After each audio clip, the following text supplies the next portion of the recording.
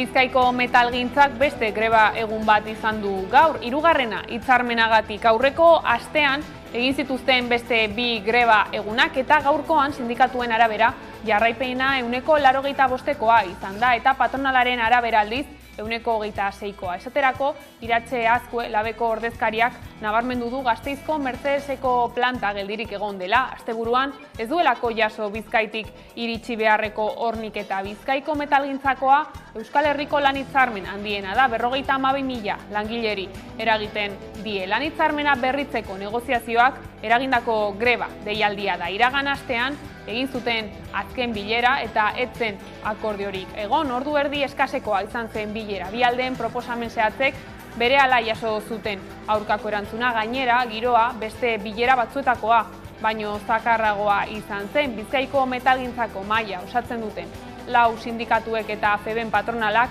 lan hitzarmenaren korapiloa askatzeko beste aukera bat emango diete haien buruei. 3 eguneko greba deialdiaren ondoren, asteartean berriz ere bilduko dira. Komisiones Obrerasek, Labek eta UGTek manifestazioaren ondoren hitzartu dute bilera patronalarekin. Sindikatuek salatu dute ertzaintzaren jarrera bereziki gogorra izan dela gaurko piketeetan. 2 langile ospitalean hartatu behar izan dituzte eta pertsona bat ere atxilotu dute. Horrez gain, 4 pertsona identifikatu dituzte.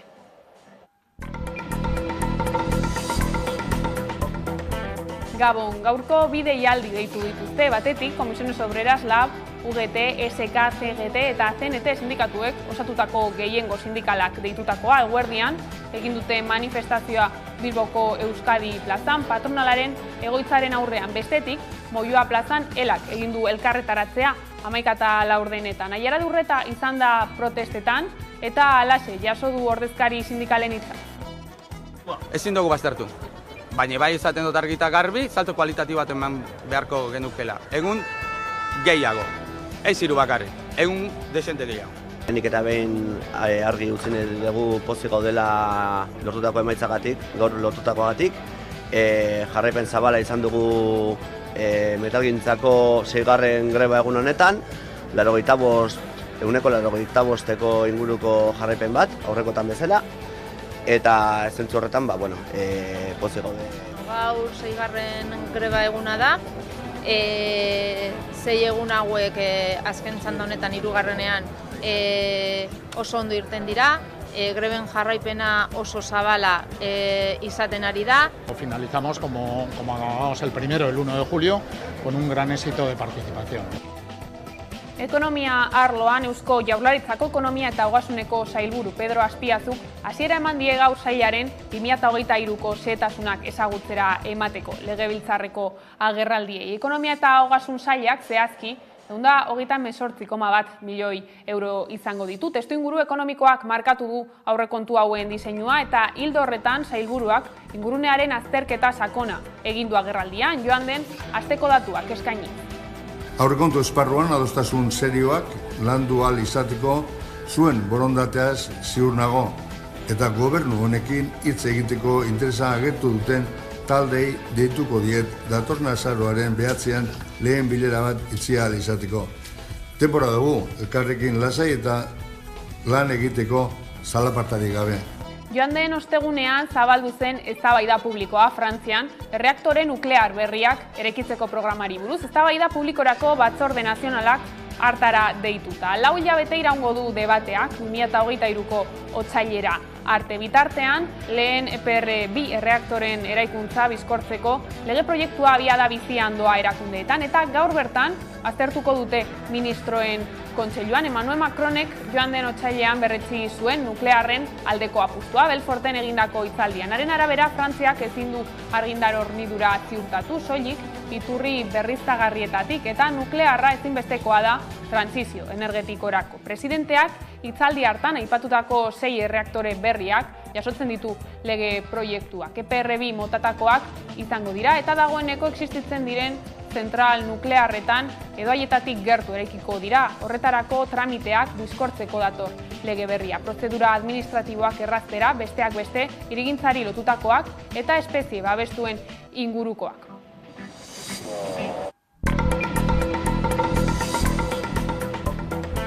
Eta atzo egin zituzten Israelgo hauteskundeak eta behin-behineko emaitzen arabera Benjamin Netanyahu lehen ministro ohi agintera itzuliko da, hura babesten duen eskuineko blokeak eskuratu baitu herrialdeko parlamentuko eserlekuen gehiengoa. Botoen 85,9 zenbatuta, 32 eserleku eskuratu ditu Netanyahuren Likud alderdiak, eta babes adierazi dioten gainerako alderdiekin 75 eserleku ditu bere alde lehen ministro izandakoak. Izan ere, sionismo erlijiosoa eskuin muturreko koalizioak 14 eserleku lortu ditu, eta Shas eta Tora judaismo batu alderdi ultraortodoxoek berriz 11 eta 8 eserleku eskuratu dituzte urrenez urren. Dena den, falta diren botoak zenbatzean eserlekuen banaketa aldaliteke, izan ere ganberan sartzeko baldintza da gutxienez botoen 3,25 eskuratzea, eta langa hori gaindituz gero 4 ordezkari eskuratzen dituzte automatikoki. Meretz alderdi ezkertiarrak eta Balat alderdi arabiarrak ez dute eserlekurik berenganatu oraindik, ez dutelako parlamentuan sartzeko baldintza hori bete oraindik. Ez dabiltza urrun, Meretzek botoen 3,19 eskuratu du, eta Baladek berriz 3,04. Auzo arabiarretako botoak zenbatzeat falta da, eta ganberan sartzeko langa gaindi lezakete behin betiko emaitzekin. Bihar arratsaldean emango dute behin betiko emaitzen berri.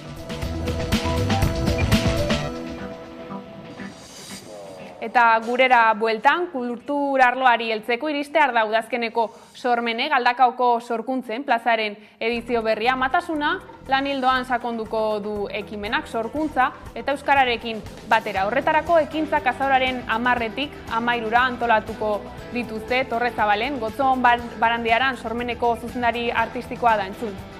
Eskema antzekoa mantenduko dugu, aurreko urtetako eskema antzekoa mantenduko dugu, goizetan azaroaren 10 eta 11an Galdakaoko ikastetxe batzuetako ikasleek parte hartuko dute ilustrazio tailerrean Eider Eibarrekin eta dantza tailerrean Oier Ara Olasarekin. Eta azaroaren 10ean, ostegune, ostiral, larunbat eta igandean publiko orokorrarentzako eduki eta emanaldiak landuko ditugu.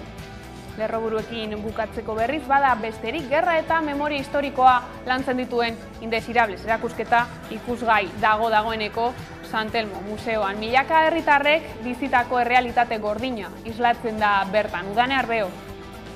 Urtarrilaren 29 bitartean Indesirables erakusketa ikusteko aukera izango duzue hemen Donostian San Telmo museoan. Eta bertan, diziplina anitzeko 16 artisten obrak ikusialko dituzu. Esaterako Goiarenak eta erakusketak berak jorratzen dituen gaien artean ditugu indarkeria eta diskriminazio politiko eta arraziala, deportatuen eta erbesteratuen garraioak, gerrak edota bombardaketak esaterako.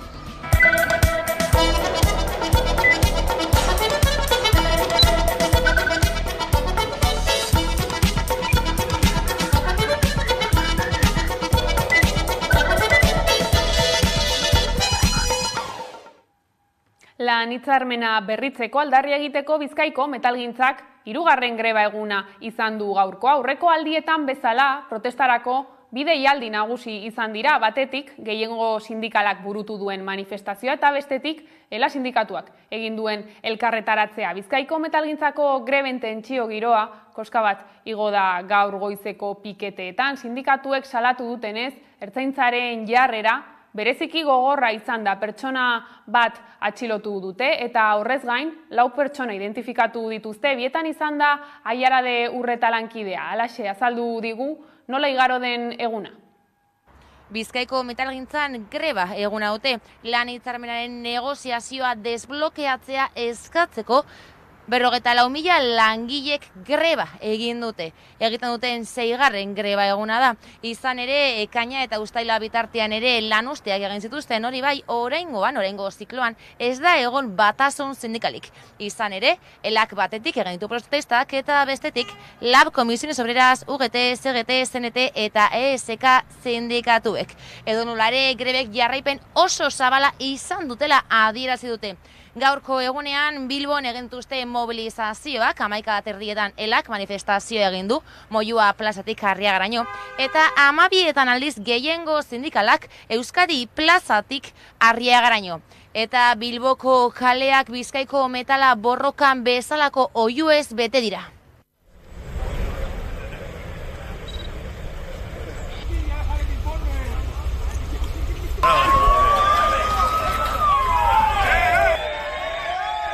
gaurkoan jarrera bereziki bortitza izan du. Eusko Jaurlaritzak bidaltzen du ertzaintza, langileak, grebalariak atxilotzera, jipoitzera eta kriminalizatzera.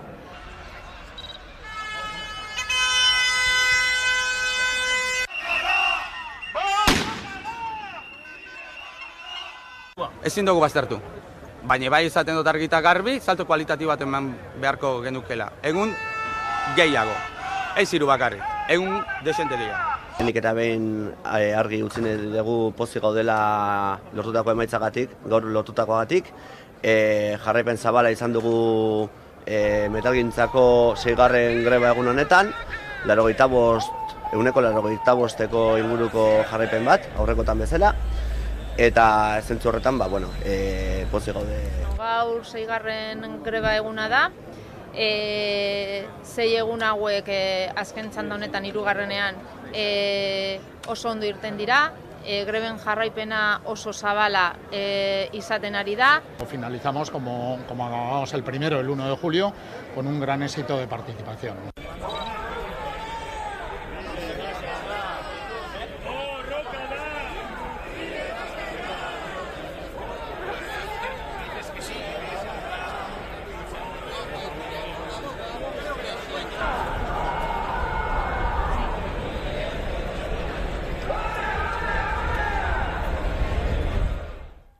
Bizkaiko metalgintzako Euskal Herriko lan hitzarmenik handiena da. 52.000 langileri eragiten baitie. Iragan astean egin zuten azken bilera eta etzen akordiorik egon. Sindikatuek ez zuten onartu patronalaren proposamenak, ez duelako eragozten erosteko ahalmenaren galera eta hainbat atzera pauso dituelako. 2019an sinatu zuten lan itunari dagokionez. FEBEN eta Bizkaiko metalgintzako sindikatuak asteartean bilduko dira berriro, Komisiones Obrerasek, LABek eta UGTek manifestazioaren ondoren hitzartu dute bilera patronalarekin hain zuzen ere. Aiarade Urretak azalduko dizkigu jarraian zein diren behar ginen eskakizunak.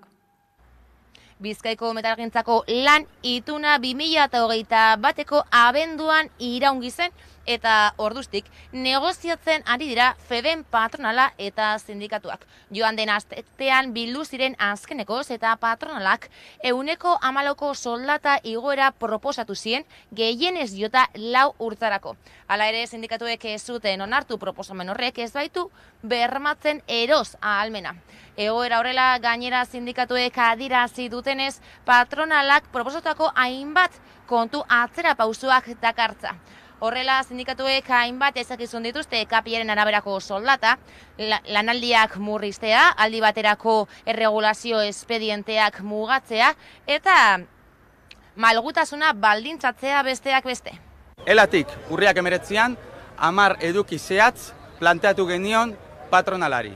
Besteak beste, KPIko igoerak urte guztietan eta jende guztiarentzat, subrogazioa gehitzea, lanaldi murrizketa, ETTak kontrolatzea eta hitzarmenaren benetazko bermeak, besteak beste. Horren aurrean, zer aurkitu dugu? Patronalaren blokeoa. Eta hori ez du bakarrikelak esaten, beste sindikatu guztiek ere berdin esan dute. Gai zaldatuta, aipatu dugu lerroburuetan, Pedro Azpiazu, ekonomia eta ogasuneko sailburuak berretsi du, prest dagoela datorren ekitaldiko kontuen babesa handitzeko. Ildo horretan, aurreratu du, azaroaren 9an negoziatzeko prest agertu diren taldeekin, lehen bilera bat egitea espero duela. Nerea Garzia. Eusko Jaurlaritzak inoiz baino diru gehiago gastatuko du datorren urteko aurrekontuetan. 14.250 milioi euro aurten baino 8,7% gehiago hain zuzen ere. Gaur Eusko Jaurlaritzako sailburuek bakoitzak euren sailari dagokion partida saldu dute Eusko Legebiltzarran. Osasun eta hezkuntza sailek jasoko dute zatirik handiena eta bi horiek izango dituzte igoerarik handienak ere. Lan eta enplegu sailak ere aurten baino 171 milioi gehiago izango ditu eta aurrekonturik handiena duten sailetan 3. izango da. Pedro Azpiazuk ogasun sailburuak aurrekontuen zehetasunak aurkeztu ditu eta ondoren sailburuek sail bakoitzaren igoerak azaldu dituzte gaurko bilkuran. Aurrekontu hori aurrera ateratzeko gehiengo nahikoa badugu ere, badakizue akordiorako dugun joera eta aurrekontuen negoziazioan lan egiteko dugun modu zintzoa. Lehendakaria lehen pertsona agertu du akordio bat lortzeko interesa. Hiruhileko hau funtsezkoa da alderdi ekonomiko eta finantzario askotan, ezinbesteko baitira Euskadin, egonkortasuna eta ziurtasun ekonomikoa bermatzeko. Espero dugu ekonomia itunaren batzorde mistoaren akordio bat izatea kupoa zehazteko metodologia berritzeko eta onartuko dugun aurrekontua gai izango dela gizarte politikak indartzeko eta inbertsio publikoa eta I+D+I indartzen jarraitzeko. Bi horiek baitira enplegua sortzen duen jarduera ekonomikoaren pizgarri. Eusko Jaurlaritzaren 2023ko aurrekontuen negoziazioaren abiapuntuak zehaztu dituzte Eusko Legebiltzarreko bi alderdi nagusiak, EAJ gobernuko kide nagusiak eta EH Bildu oposizio nagusia. Koalizio abertzaleak argi utzi du ez dituela Jaurlaritzaren kontuak babestuko bere horretan, kontserbadoreak eta kontinuistak direlako besteak beste. Leire Pinedo legebiltzarkideak azaldu du Inigo Urkullu lehendakariaren gobernuak betiko eskemari jarraitu diola, anbizio eta ausardiarik gabe, etorkizuna prestatzeko inolako planteamendurik gabe. Baina aurrekontuen mamia murgiltzean ikusten da benetako errealitatea. Eta errealitatea da aurrekontu hauek ez direla handienak, ez direla sozialenak eta ausartak batira. Aurrekontuak handiak izan da ere, zuk esan bezala, gaur-gaurkoz gobernuak manejatzen dituenak, baino txikiagoak dira. Eta zuk esan duzu ez direla konparagarriak, aldaketak egon direlako urtean zehar. Baina egia da, inflazioak diruaren balioan duen eragina, bai edo bai, kontuan izan beharko dutugula urrengo urtera begira. Nazioartera begira, Jair Bolsonaro, Brasilgo behin-behineko presidenteak 44 ordu behar izan ditu igandeko bozez mintzatzeko. Agerraldia egin zuen atzo eta ez zuen aitortu Luis Ignacio da Silva Lulak lortutako garaipena. Pare bat minutuz hitz egin zuen eta esan zuen konstituzioari leial izango zaiola. Beraz, interpreta daiteke ez duela emaitza inpugnatzeko asmorik. Bitartean, haren hainbat jarraitzale herrialdeko errepideak blokeatzen ari dira, ez die eskatu protesta eteteko. Hauteskunde batzordeak horiek libre uzteko agindu du. Errepideetako Polizia Federalak emandako datuen arabera, Brasilgo 27 estatutik 23-tan 301 errepide blokeatu dituzte behin-behineko presidente ultraren jarraitzaileek. Sare sozialetan zabaldutako bideoetan ikus daitekenez armadak esku hartu arte eutsiko diete mobilizazioei eta haien hitzetan komunismoaren itzulera eragoztea dute helburu. Hala ere, hauteskunde batzordeko presidenteak atzo egindako agerraldian erakutsi zuen bideo batean ikus zitekenez, errepidetako poliziaren babesa zuten errepidea tragatzen ari zirenek, edonola ere agintera itzuliko dalula, Brasilgo hauteskundeak irabazita bigarren itzulian. Ezkerreko hautagaiak botoen 40,9 eskuratu zituen, eta ia 2 punturen aldea aterazion Jair Bolsonaro jarduneko presidente eta eskuin muturreko hautagaiari. Lehen itzulian gertatu bezala, inkestek iragarritakoa baino alde dezente txikiagoa atera zion Lulak Bolsonarori. Hortaz, 2003 eta 2010 bitartean, presidente izandakoak estatu buru ardura hartuko du berriz urtarrilaren batean.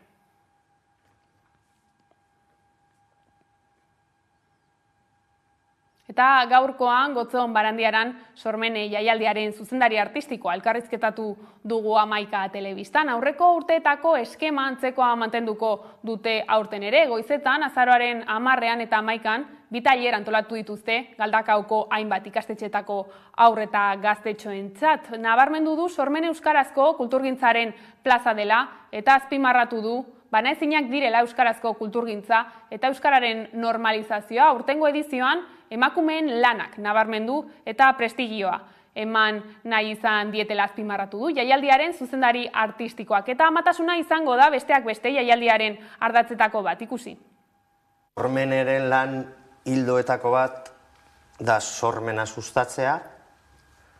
Noski sormene da euskarazko plaza bat, euskarazko kulturgintzarentzako plaza bat, eta emakumeen lanak nabarmendu, prestigiatu, ikusarazi nahi dituena edo behintzat horretan lagundu nahi duena. Amatasuna etorri behar zen, goiz edo berandu zeharkatzen duelako emakume sortzailea. horrela erabakitzen baldin badu berak. Eta horrez gain, konturatu gara, azken 2-3 urteetan, kultura adierazpide ezberdinetan, lehenagotik ere bazeuden, ez? Baina orain egonda biltze metatze bat, gai horren inguruan, literaturan nik agian urren daukadan kultura adierazpidean, batean urte terdian, dozena erditik gora liburu argitaratu dira edo gehiago, amatasuna gaitzat hartuta edo behintzat amatasunak zeharkatzen dituen liburu batzuk argitaratu dira, baina ez bakarrik literaturan, beste kultura adierazpide batzuetan ere bai, orduan berez etorri da. Sormene, emakume, euskaldun sortzaile lanak nabarmendu nahi baldin baditu, gai hori goiz edo berandu landu behar genuen. Barandiaranen esanetan, euskararen erabileraren beherakadak eragin zuzena du euskarazko kulturgintza plazaratzeko hautua egiten dutenen eta euskal kulturzaleen kopuruaren artean ere, eta zentzu horretan nabarmendu du euskarazko kulturzaletasuna sortzea epe luzerako kontua dela. Bueno, gertatzen ari zaiguna da, gero eta sortzaile, zale gutxiago ditugula, kultura adierazpide gehienetan. Orduan, gero eta gutxiago baldin baditugu zertarako sortuko dugu, zertarako plazaratuko dugu sortzen duguna. Euskaren erabileraren beherakadak eragin zuzena dauka. Gure lanean behintzat plazaratzeko autua egiten dugularik. Bakoitzak bere etxean sortzea erabakitzen baldin badu berarentzat bakarrik, bueno, bakarrizketa bat egingo du, baina nahi duenak partekatu sortzen duen hori herrikideekin, euskaraz hartzaile gero eta gutxiago dago eta eukiko ditugu, espaldin bada egiten hemen euskalduntza alfabetatzen masibo bat, euskararen universalizazio esaten den hori, euskararen erabilerak espadu asko egiten gora, espadago hizkuntza politikarik horretarako, eta hizkuntza politika kultur politika da Euskal Herrian, eta hizkuntza politika hezkuntza lege berrian adibidez euskarazko kulturgintzaren transmisioa bermatzea da, hor espada bermatzen, behintzat Araba, Bizkaia eta Gipuzkoan izugarrizko atzerakada gertatuko delako oso urte gutxian. Espadugu bermatzen euskarazko kulturgintzaren transmisioa. Eta espadugu euskarazko kulturgintzaren transmisioa bermatzen euskararen erabilera belaunaldi berriengan nik oso zain ikusten dut. Arte adierazpideak direlako, kultura adierazpideak direlako, emozionalki garatzeko bitartekorik eta behinena. Bueno, orduan egoera horretan ari garagu, eta gure helburua behintzat ahalik eta elkarlan handiena bultzatzea da, eta perspektiba global eta integral bat eukinda. Ezin dugu hezkuntza, hizkuntza eta kultura politikarik bereizi edo industria politikarik osotasunean landu behar dugu dena, ezta? Eta hizkuntza politikak eragin behar duen bezala denean, kulturgintzan ezinbestean eragin behar du, hezkuntzan ezinbestean eragin behar du, industrian ere ezinbestean eragin behar dugu, horretarako lan egiten duten edo arlo horretan lan egiten duten kultur ekosistemako eragileek duin bizi ahal izan dezaten, ez? Zer esanik ez, sortzaile hon baldintza laboralei dagokien, ez? Egunen batean prekariedade eterno honi, endemiko horri, eman beharko diogu konponbide bat. Horrez gain, adierazi du hezkuntzan, kurrikulum propioa lortu beharko genukeela eta euskarazko kulturgintza modu sistematiko eta iraunkor batean txertatu beharko litzatekeela entzun. Ari gara, ez da, gero badago literaturia, orain azpeitin daude antzarki topaketak 40 urte. Bete dituzte bakarrik euskarazko antzarkia programatzen eta sustatzen ez bakarrik programatzen, ze orain Dinamoan eta bertako Zoreasun eta egonaldiak egiten dituzte eta landu egiten dute antzarki zaletasuna, eta Euskal Herrian badaude ikusi-mikusi ere izan zen, Zaharan baditugu horrelako egitasmo oso garrantzitsuak Euskal Herrian, eta horiekin guztiekin egin genezake kultur politika integral bat Euskal Herrirako, hizkuntza ere noski bere barne hartuko duena, hezkuntzarekin ere lan egingo duena, esparru komunikatibo propio bat landuko duena, kurrikulumean, lehen esan duen, hezkuntzan ere ez, gure kurrikulumo propioa lortu beharko genuke, eta hor txertatuk beharko genuke modu sistematiko batean eta iraunkor batean euskarazko kulturgintza, sormena bera personaren garapen integralerako ezinbestekoa delako, eta bestelako herri bat egin beharko genuke eta egin genezake. Nik ikusten dut, jente asko ari dela gauza asko egiten Euskal Herrian, ez da? Ari gara pixkanaka biltzen, adibidez hezkuntza lege berriaren zirriborroaren inguruan kezkatuta gaude hainbat eragile Euskal Herri mailan, eta gure proposamen bat lantzen ari gara, plazaratuko duguna, ari gara apurka elkarrekin lan egiten, nik uste dut askoz gehiago saretu beharko genukeela, gure artean, eta aukera dugula, gure arteko distantzia fisiko ez delako horren bestekoa, eta ideologikoa izan beharko litzatekelako asko zurbilagoa, naiz eta anitza izan asko zurbilagoa, behintzat helburu komunei begira.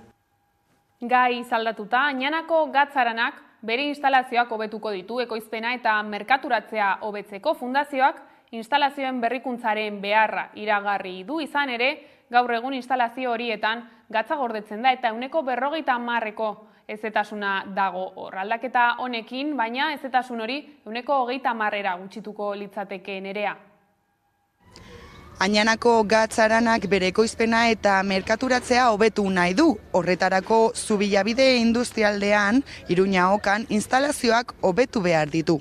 Hobekuntza horri esker, egunero 1000 kilo gatz ekoitzi ditzakete. Azken urteotan Gatzarana Fundazioak izugarrizko bilakaera izan du.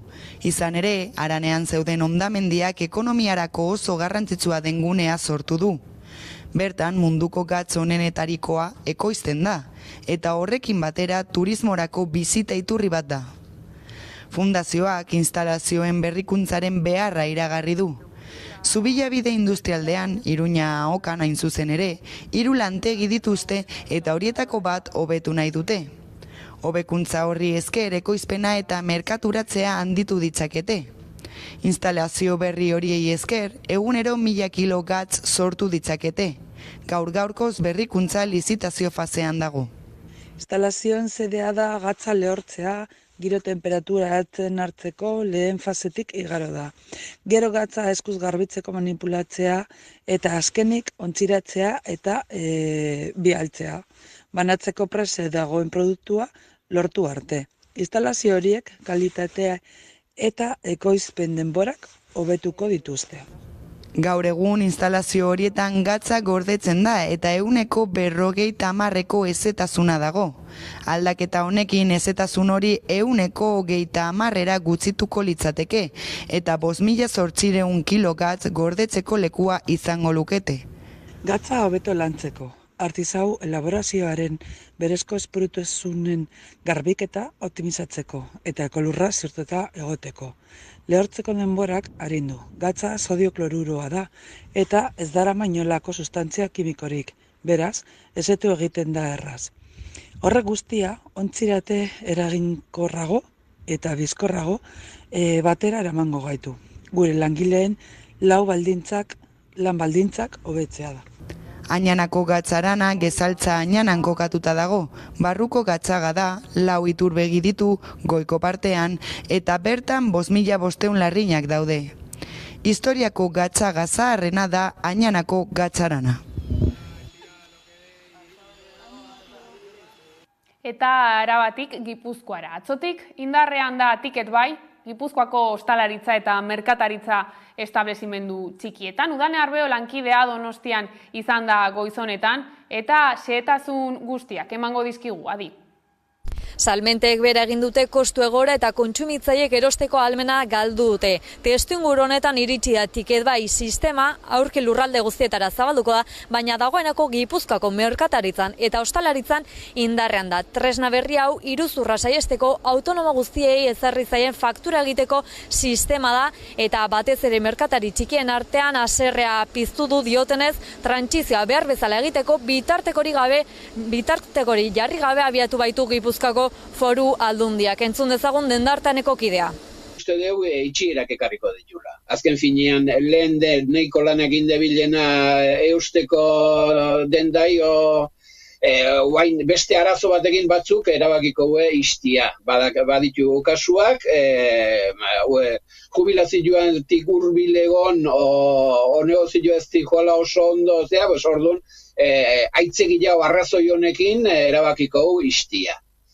Hoi bai, eta gero bestetik, betikoa, azken finean, hor daude Amazon eta hor daude enpresa hundileoik, hoik ez du etiket baik ezarri biharrik, eta gaina, jakintzazu nun daukaten egoitza fiskala. Han ez du zer gapatu biharrik. Hain zuzen ere, Gipuzkoako Ogasuna iruzur fiskalari aurre egiteko tresna bila dabil. Horretarako 2022ko edizioa indarrean da azaroaren 4 bitartean. Udane Arbeo lankideak azalduko digu hobeto.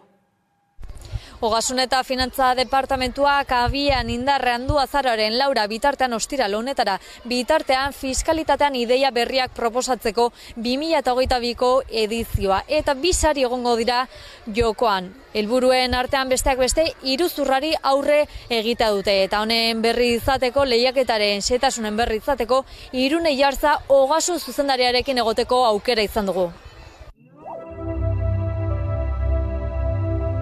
Ogasun eta Finantza Departamentuak abian jarri du fiskalitatean ideia berritzaileak proposatzeko 2022ko edizioa, Gipuzkoako herritarri irekia. Lehiaketaren xehetasunen berri izateko 11ak Irune Jartza Gipuzkoako Ogasun zuzendariarekin egoteko aukera izan du.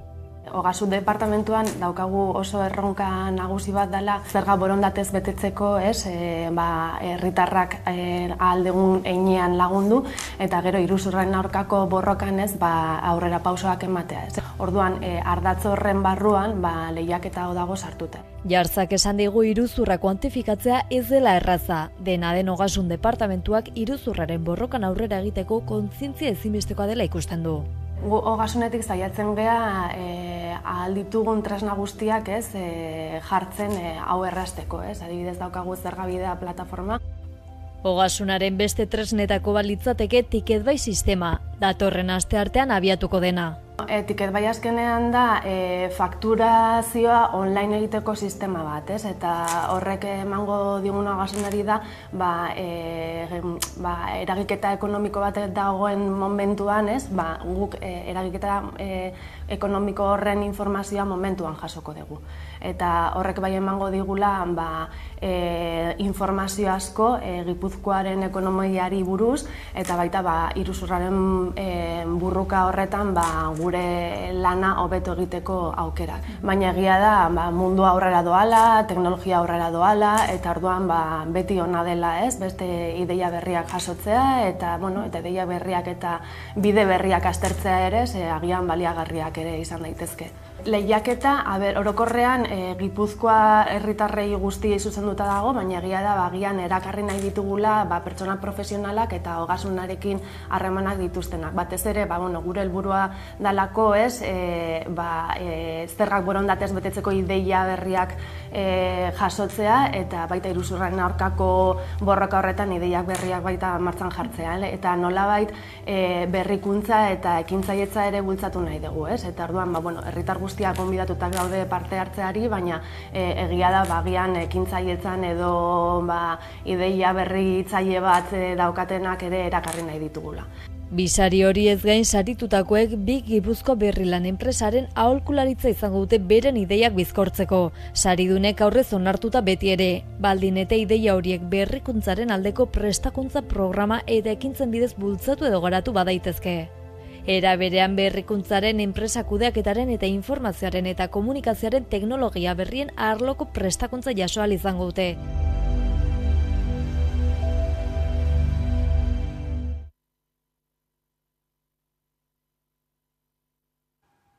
Eta gai zaldatuta gaur jakin izan dugu, korrikak lekuko berria izango du eta koordinatzaile nagusia ezagutuko dugu, ikusi.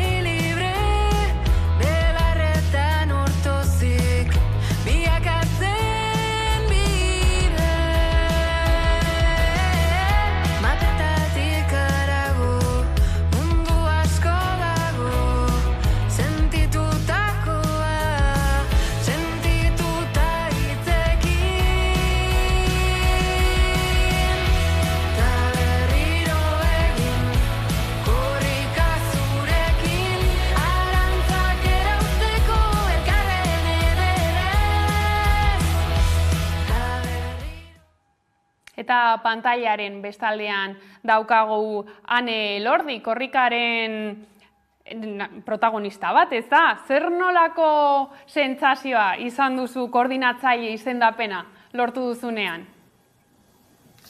Gabon bai, izendapena aspaldikoa da, guk ja etxe barruan jakin izan dugu, eta gaur jendartera urtendakoan, bertigo apur bat sentitzen duzu, mundu guztia zoriontzen, eta danon ahotan, baina posik aldi berean. Zer da zuretzat korrika? Nola azaldu dezakezu AEK-aren partetik? Korrika bada oso berezia niretzat, uste dut Euskal Herritar askorentzat bezala, bada ekimen erraldoi bat Euskal Herri osoa zeharkatzen dagoena mugaz haratago eta euskara erdigunean jarrita, orduen esan bezala oso ekimen berezia eta hunkigarria. Nolako erronkatzat hartzen duzu postu berri hau zuretzat? Erronka itzela, Asier Ramondok utzi dago kargua eta nik hartu dut erreleboa, eta erronka itzela ikusi gendun 22. korrikak zelango dimentsio hartu dauen, kaleak zelan betez iran jendez, eta ekimen erraldoia, ez da beste hitzik, orduen hori kudeatzea erronka handia izango da, eskerrak lantalde oso potentea dauen atzetik, eta ni neu bakarrik ez nintzen izango gai holangorik egiteko, orduen ni izango naz irudia edo irudietako bat, eta atzetik dauen taldeagaz batera egingo dugu lana. Aipatu duzu baita ere, bi aste pare barru, hasiko da Euskaraldia, pasaden urteko korrika ere oso jendetsua izan zen. Antzematen da gizartean nolabaiteko prestutasun handiagotu dela horrelako ekimenetan? Ekimenetan bai, argi dau korrikarik jendetsuena izan zala 22. eta Euskaraldia teioka dugu, eta kanpaina itzela egiten da biz, eta gero eta bizi eta belarri prest gehiago batzeko, baina, beste alde batetik badeko gor gazi gozoa eta erabilera datuak azken aldian argitaratu izan direnak ez dira oso baikorrak. Orduan ekimenak bai, eta baina heldu deiogun euskerari eta hitzetan bakarrik ez daiten geratu, ekintzetara bai eta buelta emon deiogun erabileraren datu horreri. Eskerrik asko Ane Elordi gurekin egoteagatik gabonetan, eta zorionak postu berri honengatik. Eskerrik asko zuei. Eta horrela aurrera jarraituko dugu albistegiarekin. Etxerat, Euskal presoen senide eta lagunen elkarteak hain zuzen ere jakinarazi du Mikel Sanargimino, Euskal preso donostiarra Martuteneko kartzelan sartu dutela berriro, 3. graduaren aurka Espainiako Auzitegi Nazionalak elegite bat onartu ondoren. Sanargiminok 20 urtetik gora daramatza preso eta iaz urte hasieran zigorraren 3 laurdenak bete ostean Soriako kartzelatik Martutenekoara eraman zuten. Sanargiminori 3. gradua eman zion Eusko Jaurlaritzak, baina erabaki horren kontrako elegitea jarri zuen Auzitegi Nazionaleko fiskalak. Orain epaileak aintzat hartu du fiskalaren eskea. Etxeratek haserrea eta ezinegona adierazi ditu, batetik preso donostiarraren eskubideak urratuak izan direlako, baina batez ere Espainiako justiziak mantentzen duen blokeo bidegabeak Euskal gizartearen nahiaren kontrako norabidean kokatu delako. Gaineratu du bere horretan mantentzen dituela Auzitegi Nazionaleko fiskaltzak beste 8 presoen 3. graduen aurkako errekurtsoa. Gainera, Etxerat elkarteak jakinarazi du gaurkoan ere Espainiako Auzitegi Nazionaleko espetxe zaintzako epaitegi zentralak atzera bota duela Eusko Jaurlaritzako justizia sailak Aitor Esnaola presoari emandako 3. gradua eta gaur arratsaldean itzuli da Martuteneko kartzelara.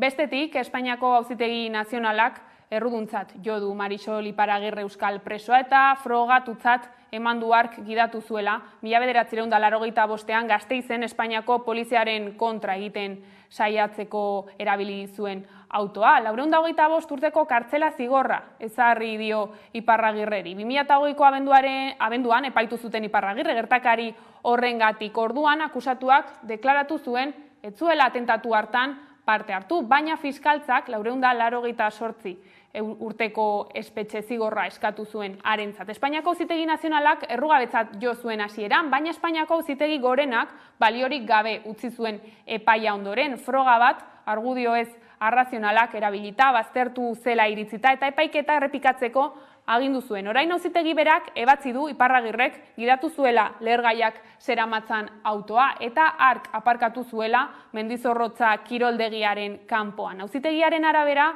etaren Araba komandoaren helburua zen hain zuzen, Alabesen futbol partidan zaintzaile lanak egiten ari ziren polizien kontrako atentatua egitea. Poliziak autoan zenbait hatz-marka antzeman zituen eta horietako 4 autoaren volantearen hartutakoak Iparragirreri dagozkiola ondorioztatu du auzitegiak, poliziaren frogetan oinarrituta. Auzitegiak argudiatu du lehen epaiketa hartan anonimotzat jo zituztela hatz-marka horiek, baina ondoren Iparragirrenekin bat egiten zutela ikusi dutela argi.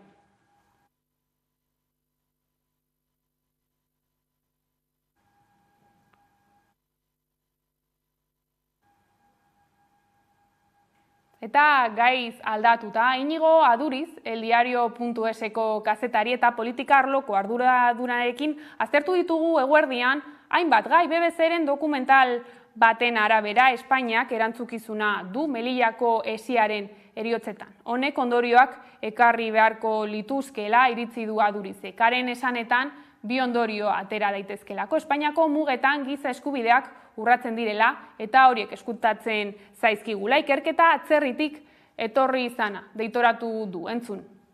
Migrazioarekin lotuta, BBC kateak ateratako dokumental baten harira ezbaian jarri da Melillan gertatutako azken gertatkizun horiek, eta hain zuzen ere Marokoko jendarmeek bidegabe jokatu zutela dio ikerketak. Honek ondoriorik ekarri dezake politikoki?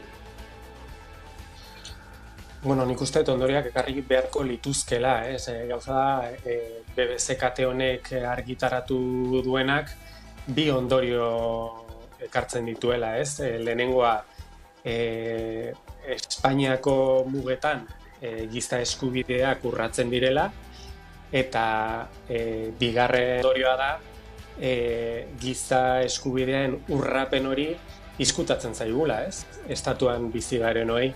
Eta, bueno, egia da talde batzuek dagoeneko aurkeztu dituztela proposamena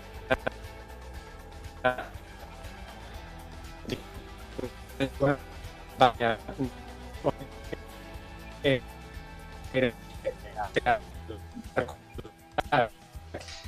Magistroaren dimisioaren inguruan edo Margarita Roblesen dimisioaren inguruan eta baino kate honek, Britainiar handiko kate honek argitara atera duena oso larria da, eta nik uste baita ere larria dela horra ateratzea eta ez estatu mailako telebista batean, kanpotar telebista batek egin behar izatea horrelako erreportai bat eta ez estatuan, baina nik uste bi ondorio horiek direla atera daitezkenak. Giza eskubideak urratu dira eta gainera izkutatu zaigu hau. Ikusiko da honek zenolako dimentsioa hartzen duen. Beste gai bati ere heldu behar diogu gaurkoan, izan ere astelenean honetan ospatu da lehen aldiz kolpe militarraren, gerraren eta diktadura frankistaren biktimak oroitzeko eta omentzeko eguna memoria demokratikoaren lege berriak esartzen duenaren arabera. Zer nabarmenduko zenuke astelenean gertatutakoaz? Bueno, nik uste oso eskertuta ikusi genituela biktima asko eta hor egon ziren biktima ugari, ze egia da 40 urte baino gehiagotik ez dela orain arte horrelako omenaldirik egin estatu mailan eta gainera gobernuaren eskutik, baina hemen nik uste arazo sakonean dagoen arazoa da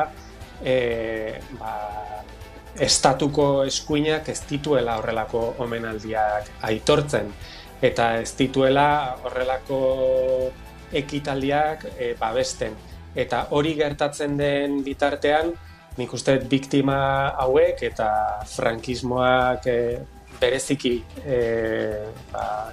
kolpeatu zituen familiak ez direla behin betiko, ez dakit, ase sentituko, ze azkenean badirudi eskubia ekitaldi hauetan parte hartzen ez duenean, badirudi gertatutakoa justifikatzen ari dela, eta nik uste horrek muga bat ezartzen duela, ez? Europa mailan dagoen eskuina eta Espainian dagoen eskuinaren artean, ez? Gogoratu beharra dago, bai Alemanian eta baita Italian ere, naiz eta momentu honetan mugimendu faxistak gobernuan berriz egon, baina azkeneko urteetan, bai Italian eta baita Alemanian ere, horko eskuinek aitortu dituzte beraien diktaduretan egin ziren giza eskubideen urraketak.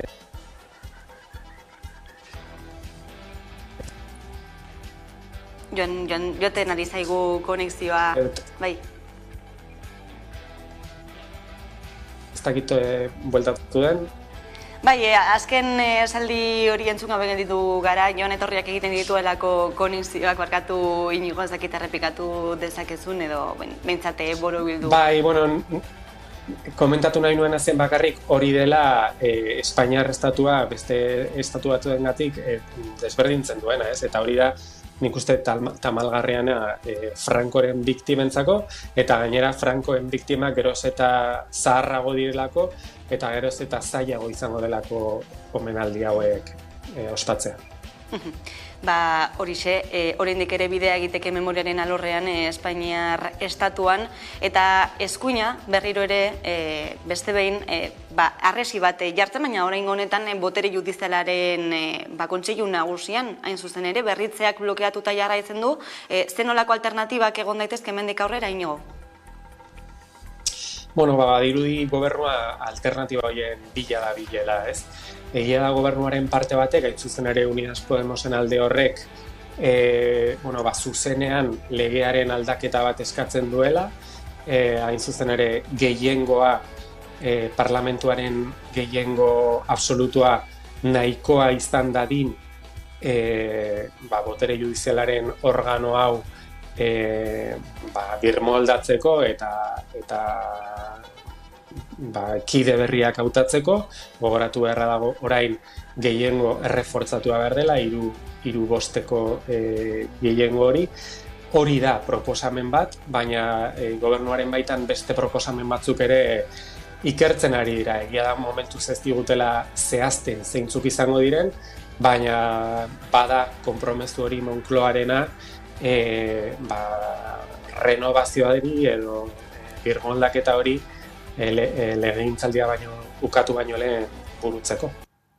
Mugak apurtu zubiak eraiki lelopean dozenaka herritarrek protesta egin zuten atzo Irun eta Hendai artean. Bidasoa ibaiaren bi aldeetatik abiatu ziren zutabe banatan eta Santiago zubiaren inguruan batu ziren. Bertan salatu zuten Frantziako jendarmeek etengabe kontrol bat eduki ohi dutela eta gainera hala jarraituko dutela beste 6 hilabetean behintzat.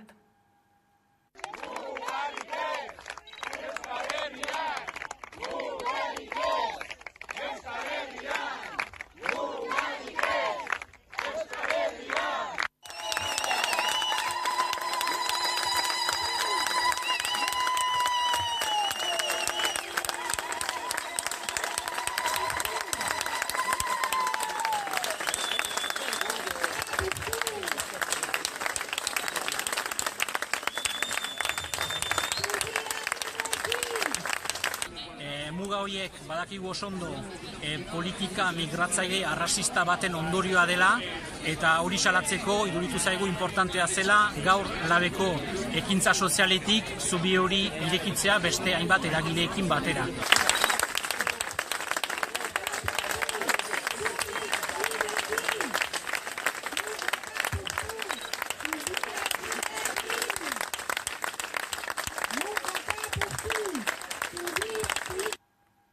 Eta aisialdian euskararen erabilera sustatzea helburu, Darabilbo izeneko programa dute Bilboko udalak eta Bilboko euskaltegien sareak. Azaroan doako 7 aisialdi jarduera eskainiko dira euskaraz Darabilbo programaren bidez. Ekintzak azaroaren 4 ostiralean hasiko dira.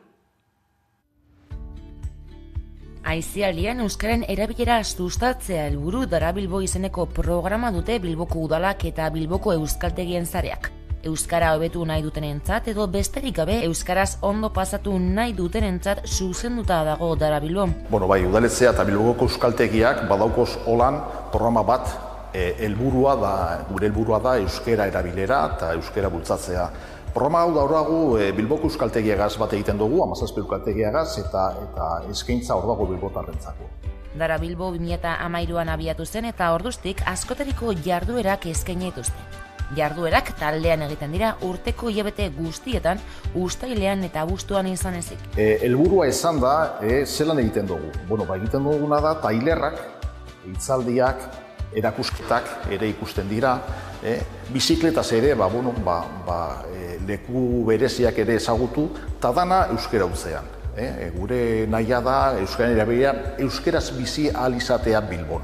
Azaroan, doako 7 aisialdi jarduera eskainiko dira euskaraz, Darabilbo programaren bidez, bilbotarren artean euskararen erabilera sustatu eta normalizatzeko guneak sortzeko. Programa hau daroa datorren urtean egingo dauz 10 urte, arrakasta handi badauko, datorren hilean Bilbon egongo dira 24 ekitaldi ezberdinak, eta parte hartzeko zer egin behar da, gorrian sartu, izena eman, ere 16 urte baino gehiago auki behar dituzuz, parte hartzeko, eta hori izango zen programa. Jarduerak ostiralean azaroaren 4an hasiko dira goizeko 10etan, eta Persex tailer batekin, Dolaretxe auzoan. Ostegunean, 10 berbagunearen ekintzarekin lotutako tailer bat izango da Miribilan.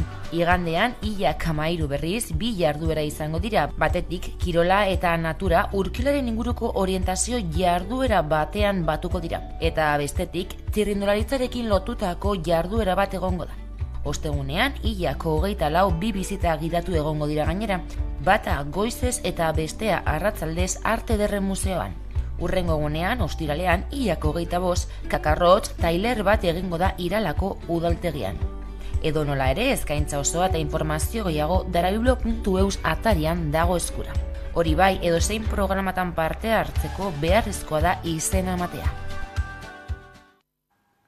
Eta Netflixek Lucio Urtubia anarkista nafarraren bizitzari buruzko film luzea estreinatuko du hilaren 30ean. Lucio Urtubia Jimenez, igeltxero banku lapurretan militante anarkista zen, bankuei lapurtu eta dirua ezkerreko mugimendu iraultzaileei emateagatik Robin Hooden antzeko pertsonaia adeitzu eta borrokalaria kontsideratzen da, ikusi.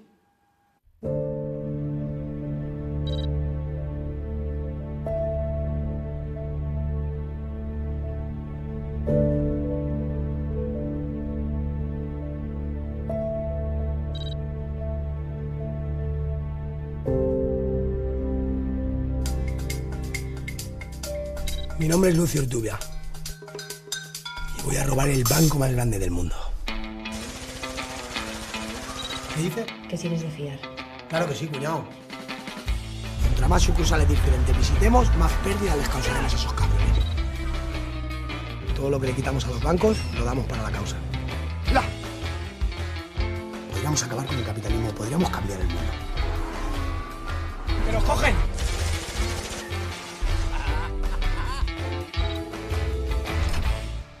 Y que tú también eres un hombre de acción. A ver si es verdad. Eta kirolan, asteazken honetan, Iruñeko Labrit pilotalekuan hitzordua egin dute biek, larunbatean, eszenatoki berean, lauterdian jokatu beharreko finalerdirako. Aurkaria igandean jokatuko den beste finalerditik aterako da, Jokin Altuna edo Aitor Elordi biek, ostegun honetan, aukeratuko dituzte pilotak ikusi.